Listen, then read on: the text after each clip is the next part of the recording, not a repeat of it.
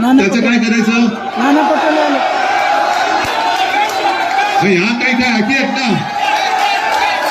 बरं, आता दुसरी गोष्ट आहे, पुढे आता पुढचा बॅट्समन आलेला आहे. पुढचा बॅट्समन आलेला आहे. नाना, मी बहुतेक 4 आणि 6 मारले असावेत असं वाटतंय. का बाकी राहिला असेल तर तुम्ही काय ठोकून द्या ना.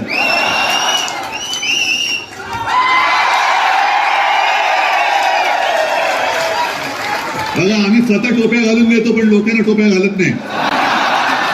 ते काम हे बिंदे सरकार करतं आणि म्हणून जास्त मी ताणत नाही. जास्त तुमच्या विषयावरती मी बोलण्यापेक्षा तुम्ही तो अनुभव घेता आहात. पण एक लक्षात घ्या, तुम्ही सरकारचे अत्यंत महत्वपूर्ण घटक आहात आणि आपलं सरकार तुम्ही आणा. आपलं सरकार आणा. तुम्ही सरकार चालवू शकता, तुम्ही सरकार पाडू नये, सरकार बदलू शकता.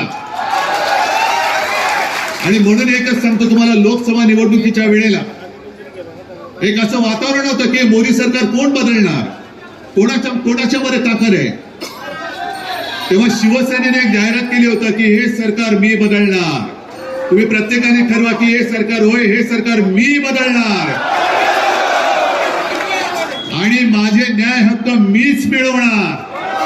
न्याय हक्काचा जो काही लढा तुम्ही उभा केलेला आहे त्याच्यामध्ये मी तुम्हाला वचन देतो की आपलं सरकार आल्यानंतर तुम्हाला हवी असलेली जुनी पेन्शन योजना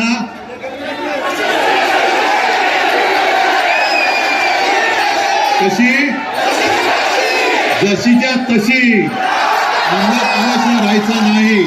पण ही जबाबदारी, हा मी शब्द दिलेला आहे, हा शब्द दिलाय, पण या शब्दाची ताकद तुम्ही आहात.